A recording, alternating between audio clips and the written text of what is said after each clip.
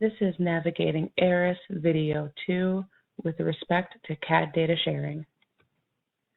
In this video, we will go over searching for part numbers, visual collaborations, discussions, and email notifications. With that, I'm going to go ahead and jump right over to Aras. Here in Aras, I'm going to go ahead and search for a part number. When I want to search for a part number, I'm just going to select in the area under part number, this blue grayed area.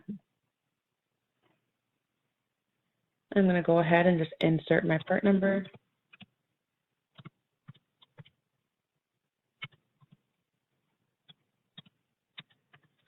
When I search, I use an asterisk after the part number or partial part number. And then I select this run search icon. It's just a magnifying glass with the play button on it.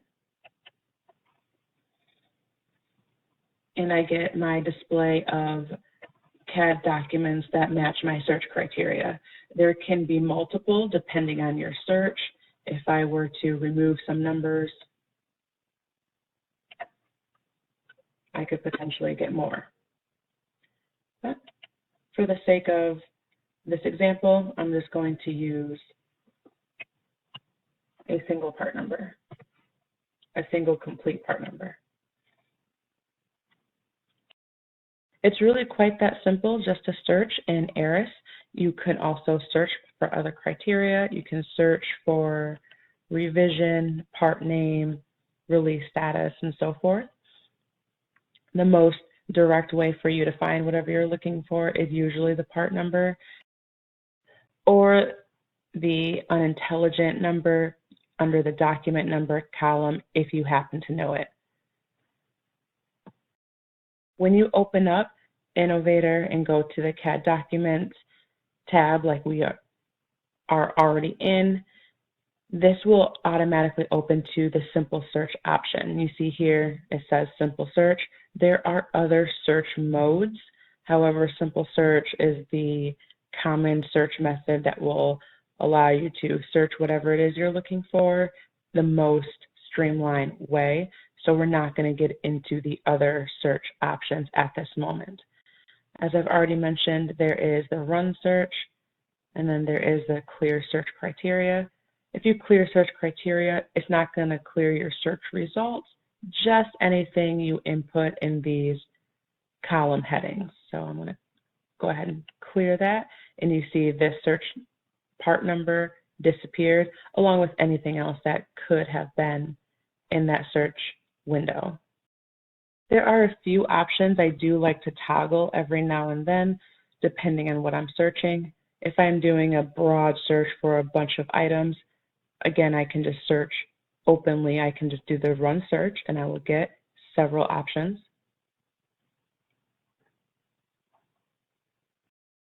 More than several, in fact. If I go down here on the very bottom, I can see that there are over 8,700 different CAD documents. I can come up here to the top and I can modify this window, and this will tell me how many CAD documents will be displayed per page. So right now it's at 4,000. You can change that to even, 400, let's just say, and I can rerun my search.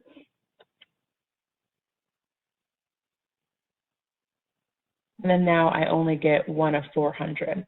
I would just get several more pages. So if I select those three dots, now I have 22 pages worth of information instead of just 2 or 3. These are the page selections. I can drill down to different pages and obviously go back up to previous pages. Down here, on the far end, we have this refined search option. Again, simple search will provide results for whatever it is you are looking for. There is no need to go to any of the different search modes or really refined search. With that, we can go ahead and dive into the visual collaboration. So for this, I'm just going to pull up a part number so I can use it as an example. Again, I'm going to use my asterisk after the part number, and then I can either select enter or run search. All right, so I'm going to go ahead and open the 3D CAD document, and I know it's the 3D initially because I have a viewable file. Again, the 2D, it was explained in the video 1 of this course. The 2D does not have the viewable file, so I'm going to go ahead and open this up. The 3D is where you're going to get to the visual collaboration because it holds the 3D model, and that's what typically you'd want to collaborate on is the 3D model. But after you open the CAD document in this tab, you're going to see this ribbon along the left margin here, and I'm going to select this little box, and this will take me to the visual collaboration menus. I'm just going to give it a second to load. Okay, and you see here we have a view of the 3D model, and I'm just going to use my mouse just to rotate it around so you can see it is an interactive model. It is not a static image of the 3D model. Here in the visual collaboration window, we have several different options. Right here we are in the view menu. If I hover over this icon, I see that we have the view menu and we have the toolbar right here to the right of it. We have this markup option. It's a different menu, so I will click on it in a moment. But we also have the zoom up and down, the reset, the orient to face, the set display style, measurements, exploded view, cross section, the model browser. This is product manufacturing information, currently grayed out right now. We don't have any product and manufacturing information available. And this is just switch to, which in this case, we would switch to a basic toolbar. But right now, we kind of want to look at these. The options are pretty straightforward. If I selected an exploded view, for instance, I get an exploded view little menu here. And I don't need to select anything specifically. It understands that I want to explode the object in the window. So if I just toggle this drag, it will explode the view for me.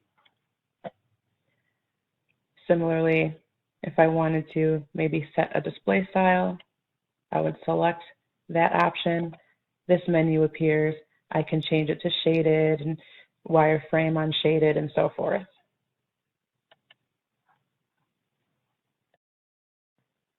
If I go over here to the markup menu, I'm just going to go ahead and left mouse button select. And you see here my menu options change a little bit.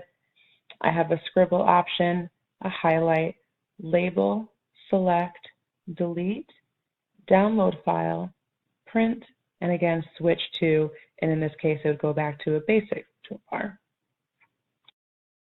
If I would like to use the highlight option, for example, I would select highlight and I would choose a color. I'll just stick with the green for now. And I would come over to whichever area I wanted to highlight. Say I wanted to highlight this right here. I would just hold the left mouse button down and just drag that area over and it would highlight. I can move this around. I can delete it. I would just select the select option. Select what it is I'm trying to modify, whether it is move it. There we go. Move it, stretch it out a little bit or whatever the case may be, or I can delete it. It's already selected, and I can just select this delete option. And I can do this with any of my options. If I wanted to create a note, I'll go ahead and select over here, type in my note. I can create multiple.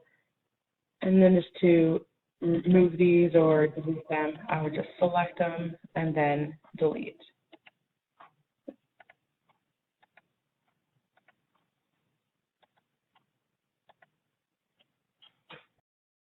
Now we're going to move on into the discussions. This menu option over here, if I select this, it's going to say show discussion panel. I'm just going to go ahead and select that. And you see here, it took a snapshot of the image I had in that window, and I have the discussion options over here to my right margin.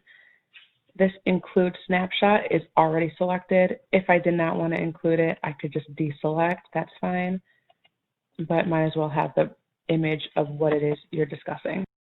In discussions, you can carry on a conversation thread between individuals or groups, or individuals and groups. And you can choose to either just attach this, or you can add a sketch of your own. And I will show you that in just a moment.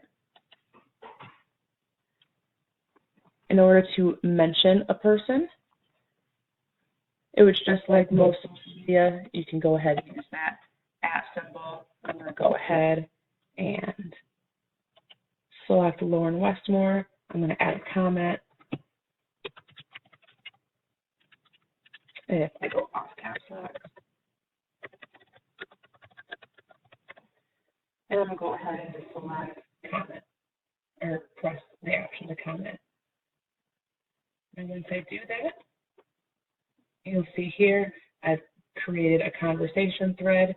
When Lauren logs into Aras, she will see this. Also, when she goes to her email, she will see that she will get an email notification from Aras Innovator saying that she was mentioned in a comment. It will display what the comment was. It won't show this picture. It won't show the image, simply because we want you to come to Aras to see what it is the discussion is about. If I may have messed up here, I can always go ahead and edit after a message was sent out. I can save that, and I can revamp whatever message I had. I mentioned before that you can include a sketch. It could be, like I said, it could be an image here, or I'm going to go ahead and just select this drop down, attach. I can select a picture. I can do that from my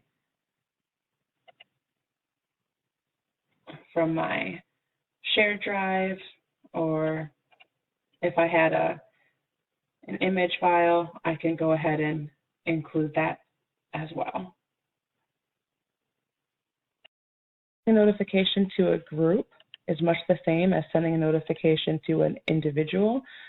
Currently, it is defaulted at world. If I drop down, I can search for a group. There haven't been groups created yet. That can be done on demand if you email myself, Adrienne Turner, and my contact information is also held in the location of the training material. We can discuss possibly creating a group for you. However, it usually suffices just to leave it set at world and mention whoever it is you want specifically. Usually the conversation is only between a couple people anyway. I would also like to mention that if I do have a conversation, or if I attempt to have a conversation with a person that does not have access to the data, they will not be able to see the communication I am trying to send out. So I would be able to send information to people within my group or within my plant, but if I'm at DMMI, I won't be able to have a conversation with someone, say, at DNMX in Mexico, because we don't have the same access and authority. As I mentioned, when a user gets a notification, you will be able to see that when you log into Aras.